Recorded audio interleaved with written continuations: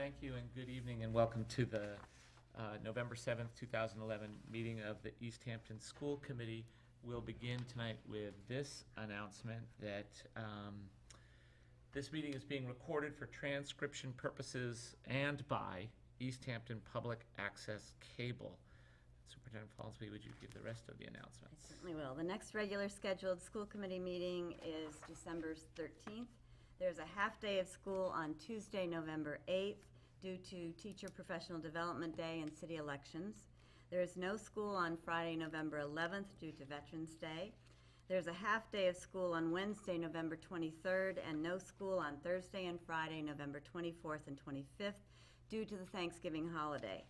There's a half day of school on Wednesday, December 7th, due to Teacher Professional Development. There is no school the week of December 26th through 30th, and no school on Monday, January 2nd. Students will return to school on Tuesday, January 3rd, 2012. Thank you. The school committee would like to recognize and thank the folks who helped tape tonight's production. Kathy is doing that for us again this evening, as she ably does each time we meet. Easthampton Public Access Cable Stations 5, 19, and 20 are looking for volunteers. If anyone is interested in helping to tape city government meetings, please call Greg at 413-203-1360. I believe we have a couple of items of correspondence, yes?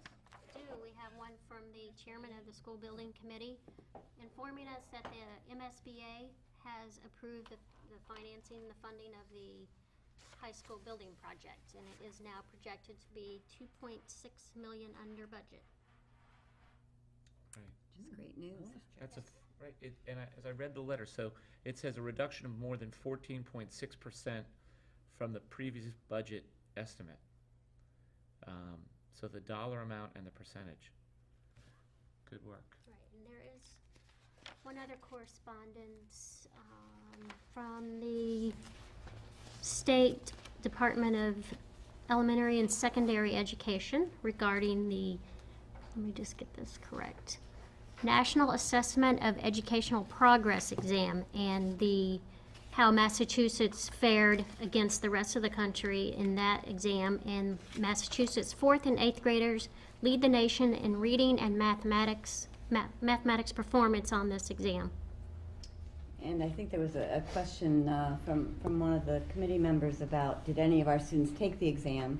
And they did. Our 4th graders took it and our 8th graders took it. Not in all of our elementary schools, but at Maple School. But we don't get the reports of how our students did on those tests. It's all an aggregate. For the state. For the state, right. But I'd like to comment on it just briefly, because when I read through this, I was reminded that you often, your judgment about performance is informed by your immediate perspective, and we look at how we're doing in Easthampton in relation to our peer school systems throughout the state, and only occasionally step back to remind ourselves that, you know, while there's still things that need to be done better in terms of policy and I'm sure procedure, the performance indicated here of Massachusetts school systems is that we're doing a good job. Top in the nation. And I think that whatever the criticism may be of the metric, if you're, I had a coach who said that he enjoyed coaching a lot, but if you were keeping score, he'd like to have more points at the end, and that's what's true about Massachusetts, is that, you know, once the rules have been established, the students in Massachusetts earn more points than any other students in the country on this, and I think that's terrific. It tells us about the environment that we're operating in. Mm-hmm. Okay, I think that we moved into public speak. Yes, are there? I don't think there were any gifts. They're rushing in. Right. One at a time. So we'll move right through that by executive order and go to matters for discussion. And we do have subcommittee reports. So first, if we could hear from the Finance Subcommittee about your October 27th meeting. Yes, you have the minutes in your package. And before I begin, Nancy, is this an appropriate meeting for us to discuss the food services, to take a vote and discuss, or should we wait till Andy's here? Okay, wait for Andy, I think it's it. Right. Okay, Yeah. well, let me just give you an overview. You see it in the minutes, but the Chartwell's contract is up this year, so we need to make a decision as to whether we want to continue to outsource food services or bring it back inside. And the Finance Committee is recommending that we continue to outsource. So, and if that is what the school committee decides, we have to go out for bids for that, so. And then the other item that we spoke about was the new city auditor has, in doing an audit, has found that we have been approving some of the warrants after the fact, which we are aware of, but that should not be happening. So we need to come up with some sort of plan as to how we should rectify this issue. We talked about, you know, perhaps the finance subcommittee receives an email to come in and, you know, approve them before they're sent out, but it was something we kind of wanted to discuss as a committee. And Andy had mentioned that also perhaps the mayor might have a little input of this too, so. Does that approval have to come from the whole committee before they're dispersed, or just the finance? Evidently, it's okay with just the finance Okay. subcommittee on Well, that, that so, could make a difference, yeah. right. So And we do need to just as discuss a that. matter of procedure, does that then mean that we would still hold where the secretary and the chair do their little discussion about warrants and payroll at the meetings, or would that move it completely outside the context of the meetings? That's the I piece. couldn't answer that Right. for I you was at the moment. That's confused a good about question. the number of signatures that you would need to have the vote.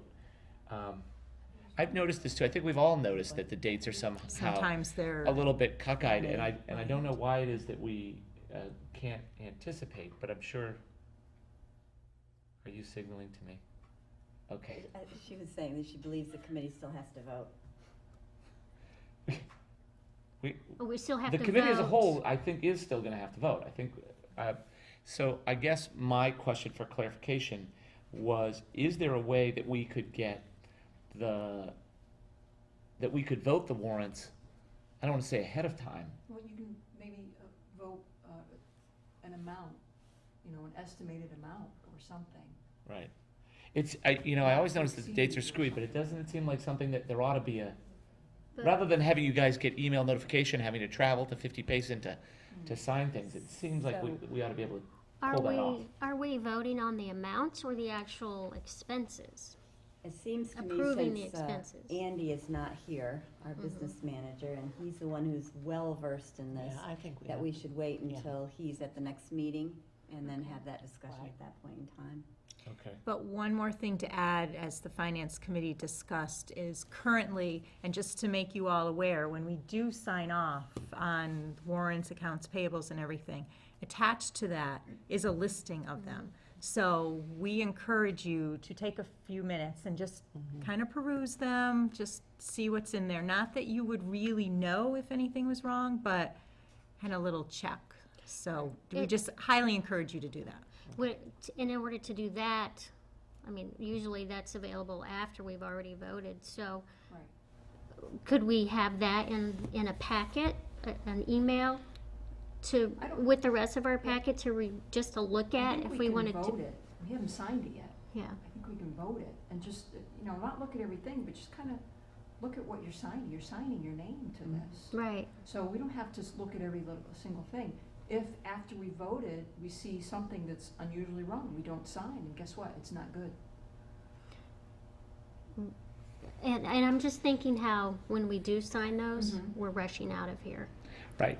Which is why we're bringing that up, which is one Yeah. reason why we're bringing that up. We don't, as a finance committee, we kind of don't want everybody sign it and pass it on. Just, you know, look at what you're signing for Right. and then sign And it. that's why I'm suggesting that we have it in an email with the rest of our packet. As long as there's So not nothing it- confidential. Yeah, I don't know. Right. Well, I think that Andy we can can answer that. task Andy Mhm. and with the responsibility to get the information, because so that it's not sort of like kabuki theater where we're all, kind of looking at it before we sign it. I mean, if we're gonna look at it, let's look at it. If we're not gonna look at it and just sign it, then we'll do it the way we're doing it. I think the finance subcommittee's recommendation makes sense. It's a good idea, long overdue. But the mechanism by which we do it isn't going to occur in those final moments of meetings without it being really goofy, Right. as we currently conduct our business. So I would propose that we ask Andy to come up with a way of conveying to us what it is that we will be voting on in advance, clearly redacting anything that can't be sent out either by the postal service or via email, which is how we get our packets for anyone who cares about the minutia that we're moving through here. It's simply a matter of us being able to read it in a way that's reasonable, because it's a great recommendation, totally sensible recommendation, but the mechanism by which we read it, I don't think is going to happen in those moments when we're signing at the end. So let's see if we can't create something else, or we're going to have to. I would alternatively, and I need to double check on the Robert's rules, move it up in the meeting, so that people then have time to read it. But then you're reading it while we're discussing other matters, and that's not ideal either, Distracted, right? So I think it's a great recommendation. I think the question is how. The trains aren't going to stop running tomorrow if we don't settle this tonight, Right. because they've been running this way for a long time. I also wanted to take it back to the food services recommendation. And again, this can wait for the next meeting because we have time, but I think it would be important to have your recommendation from the subcommittee shared with the whole, right? The recommendation here that it should continue to be outsourced. You reached that conclusion. Didn't I say that? I said that. She did say that. Thank you. Right, no, you said it. I mean, why? Why? That's the recommendation. Right, did I miss the why too? Nope. I got that you said that we should do Sorry. it, I didn't get the why. The why is because we're talking with the superintendent and Andy, our business manager. They both felt that having it outsourced was appropriate and working very well. Okay.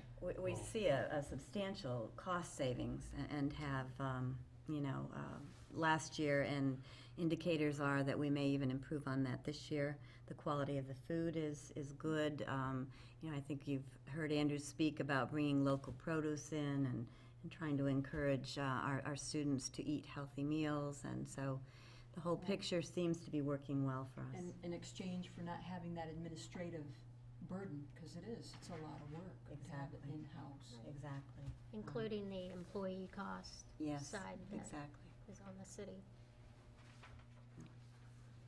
Okay.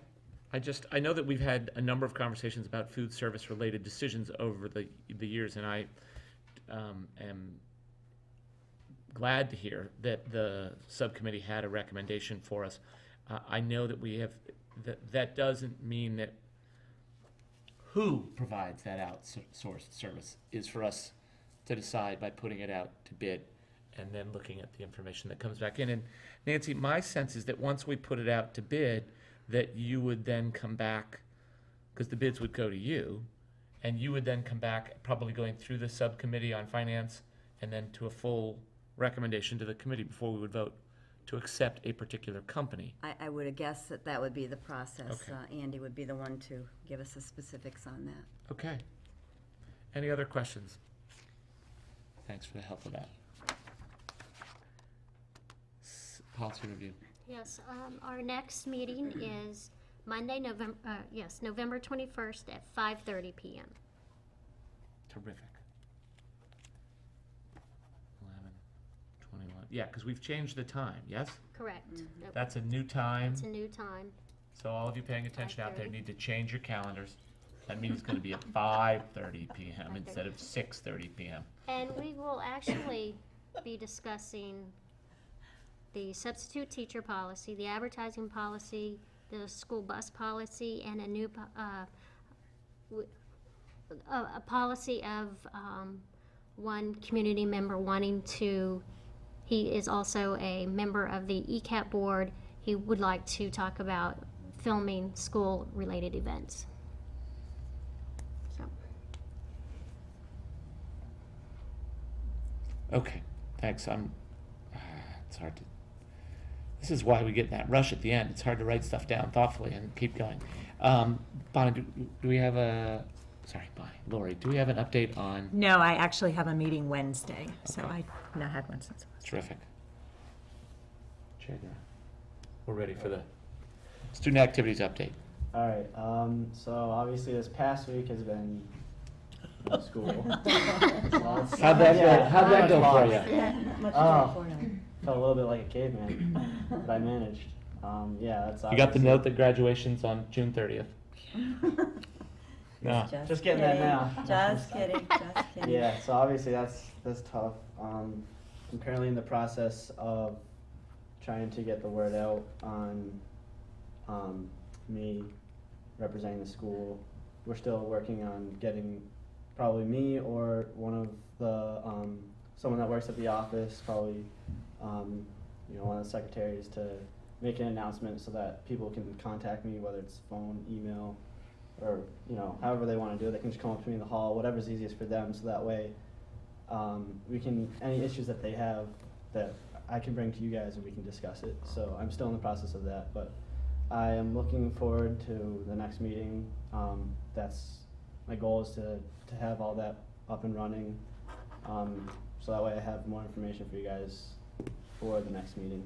And I'm also trying to talk with the president of the school council, so that way I can see what they're involved with, what they're doing. And I know we had talked earlier about getting in contact with the kids at Whitebrook. I don't know how that, that she hasn't emailed me or anything, so I don't know Okay. what she wants to do there.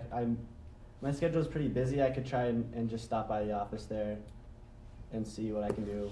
Why But, don't I make sure that Ms. Borowski gets in touch with you? okay, and then yeah. you can go from Email there. or whatever is easiest Right. for her. So yeah, that's my plan. That's what's Okay. going on. Been a good week in terms of some athletic events. There was some Right. nice coverage in the paper. Mm. Yes, Yeah. right? Yeah, Yeah. Volleyball had volleyball. That was Turned got a out good tonight. story. Yeah, they're playing right now. Yep. Are they? Yeah, they're playing in their tournament, Mahar. Yeah, yeah. Western Mass Is it- tournament. Hopefully they win. Right. And great photos in that article, too. Yeah. Yes. Hey, how's the pledge going? The pledge? The Pledge of Allegiance. Oh, awesome. The pledge. Yeah. Isn't this a? Yeah, if they do it every month. I don't think they did it today, because they're still trying to get back from the week that we lost. But Okay. they did it the past 2 weeks that we've had it, and at first kids are like, oh, like we haven't done this since like 4th grade, so they're kind of like, Right. oh, how do we do this? But I think once they start doing it more, then it'll Is catch this on. done individually, class by class, or is this No, they over do the it intercom? once they do the morning announcements. Okay. That's Pledge of Allegiance. Here we go. Okay. All right. So everybody's trying to figure out where the flag is in their classroom Yeah. and all the rest. Yeah, good. Okay, well, Yeah. it's good to know. Good to know. Thank you. And You're welcome. All right. So the superintendent's report. And there was this item on the agenda for the last 6 days. there was an item on the agenda? Yeah, the school and the Oh, yeah, storm. update on school closings. Huh. Yes, so I think that I've talked with many of you, and I'm hoping that those of you out in the community got some of the messages that we tried to put out during last week's events, which were unexpected, to say the least, and the severity of the damage to the city caused by the fallen trees and the power lines and the lack of power to homes and to our schools forced us to close school, as you know, for the whole week. One of the things that we found particularly difficult, and I know you all did as well, was being able to communicate with each other. Since television wasn't working, many of our cell phones weren't working, and our landlines weren't working if you had a bundled package.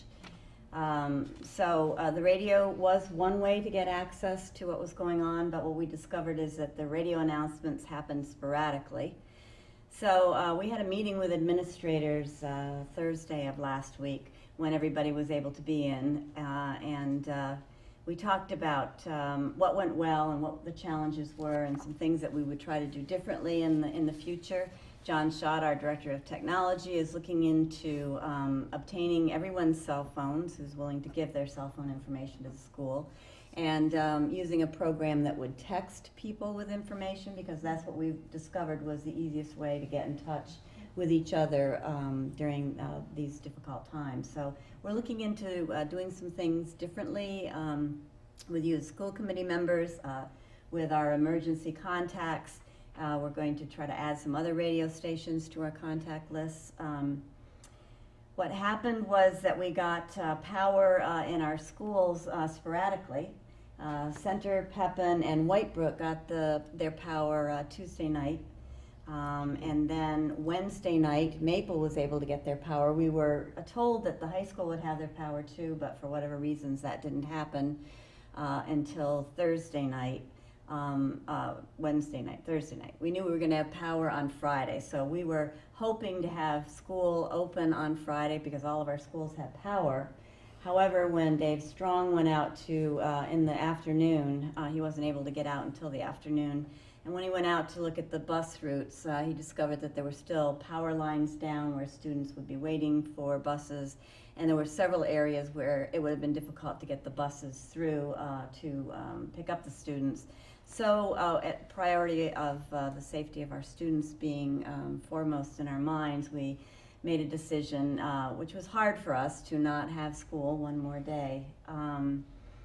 On Thursday, we also did talk about some contingency plans, knowing now that we've used up all of the 5 days that we had allocated for snow days. And, you know, we, of course, are hoping that we won't have any snow days this winter, but, you know, are pretty sure that we will. So we brainstormed some ideas for how to compensate for that, what our contingency plans might be.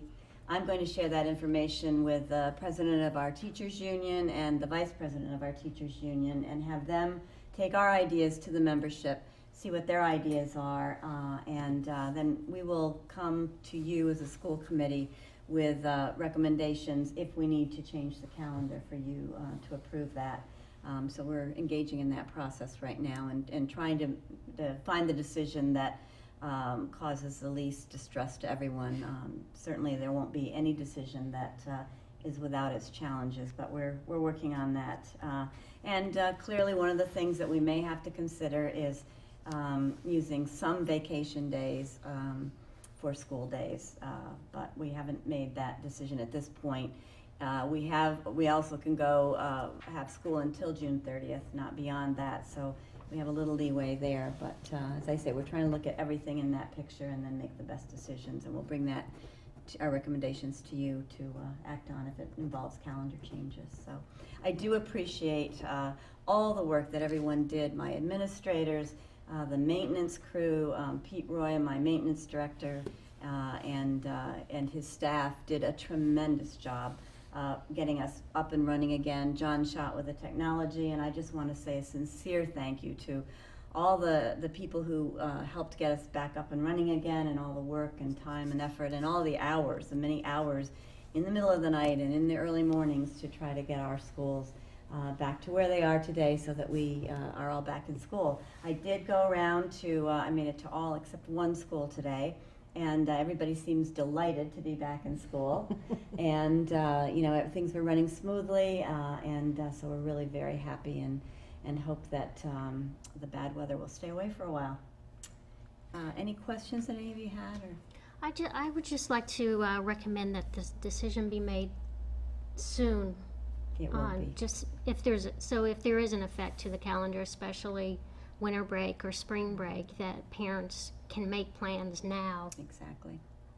You know, because if everybody has their own situation during spring break and winter break with out-of-town families and so forth. So we should be making it at the latest within the next 2 weeks. I take it to the anchor team on Wednesday, give them a little time to talk with their membership, and so we should be able to make it relatively quickly.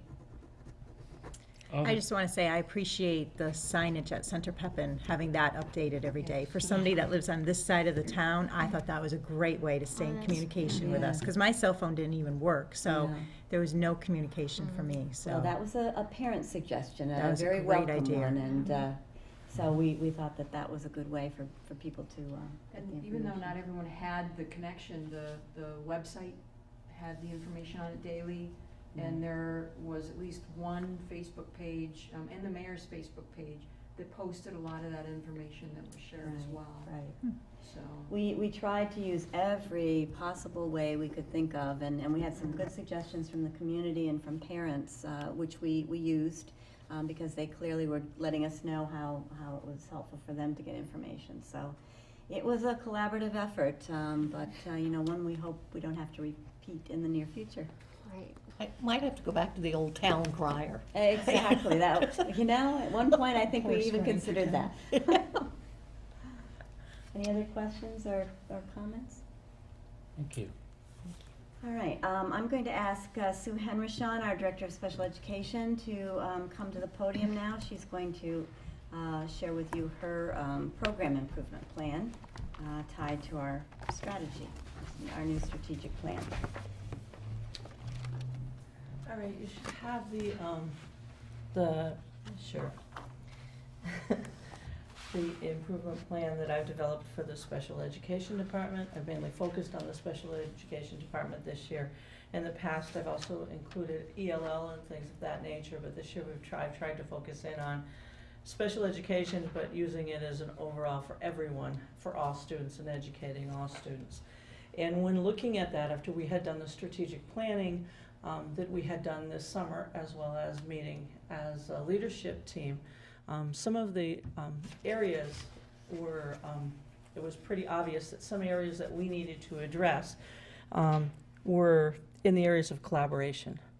And so the first area, or objective area that I have, is to increase collaboration between special education and regular education teachers in order to improve student achievement.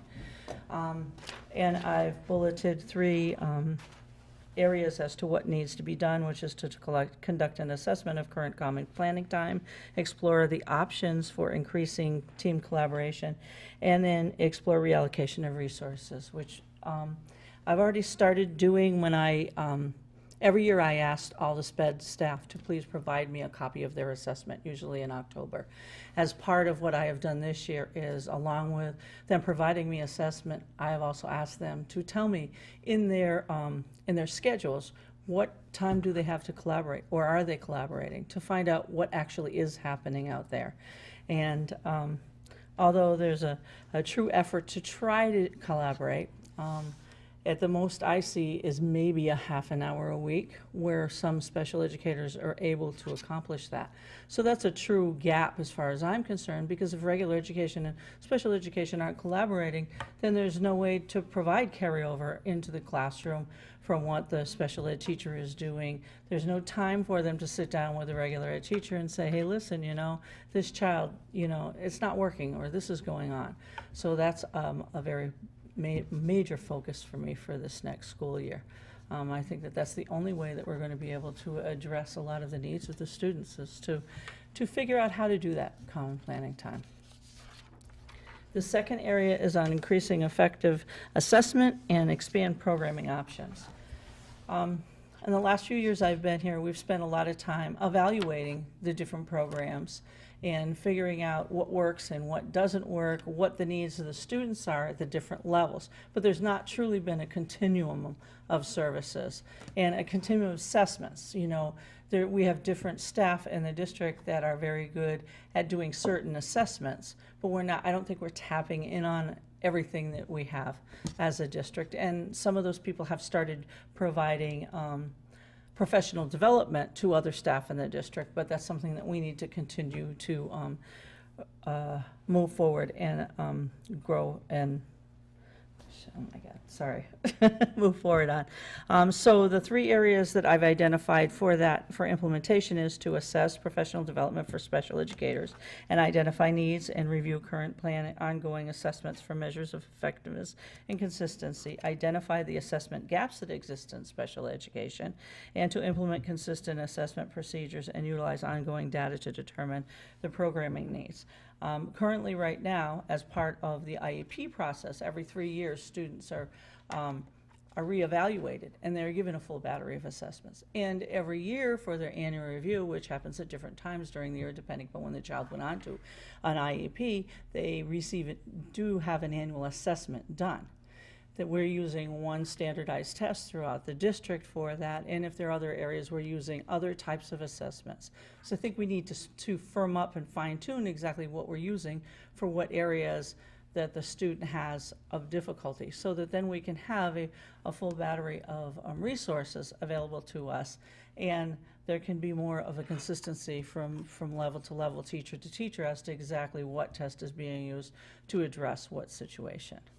So, and then from there also then determine what programming needs are needed for the student in a more consistent way than is being done right now. And then the third area is to implement effective programming options to increase student achievement. One of the things that needs to be done is to look at current caseloads. We know that we have limited resources in this district and that we're all spread thin. Paraprofessionals are doing a wonderful job. They're spread thin. Sped teachers are spread thin. And we need to look at that in a more systematic way in order to provide, to utilize everything we have here and see what actually do we need based upon the needs of the students. We have a growing population here in town.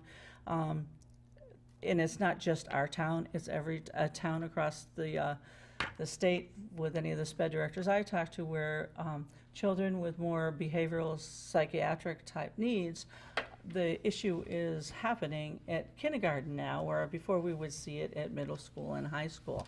So we need to address that rather than utilize out-of-district options. So in order to accomplish that, I will review the current caseloads and programs and determine effectiveness for meeting the students' needs, review current resources, best practices, and state recommendations for alignment of student needs, along with identify programming and staffing needs, and then reallocate resources and or obtain the additional resources that we need in order to meet the needs of the students in the district. And that is a summary of what I'm up to this year. Do you have any questions?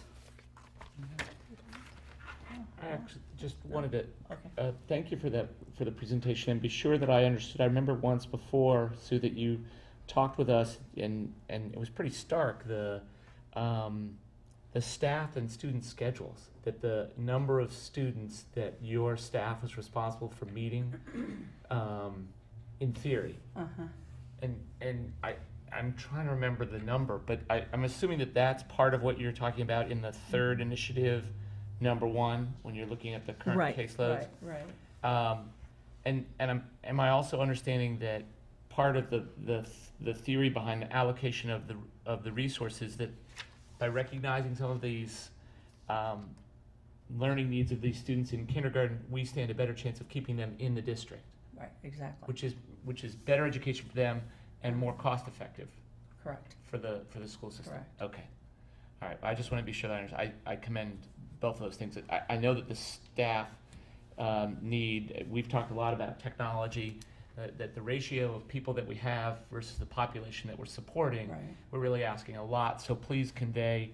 I want you to hear, but convey also to the professionals and paraprofessionals who are working with our special needs students. I can now, I think, speak from past experience without being guilty of, embarrassing a current employee, that I know from direct evidence that the special needs programs in Easthampton do a terrific job, that the students and the parents greatly appreciate it, and it takes a lot more than just kindness, but our program is noted for its kindness, but also its professionalism. We've got some great people working really hard, and we appreciate that very much. And I think what Sue is trying to do this year and what we're trying to do across the district is really take a comprehensive look at the programs that we currently have and what are best practices and, what are the recommendations and, are we in line with it? What are the gaps? And then that's going to help us as we go into the budget process and think about our resources and how they're aligned. Especially with the limited resources that we have financially, we want to be proactive instead of reactive.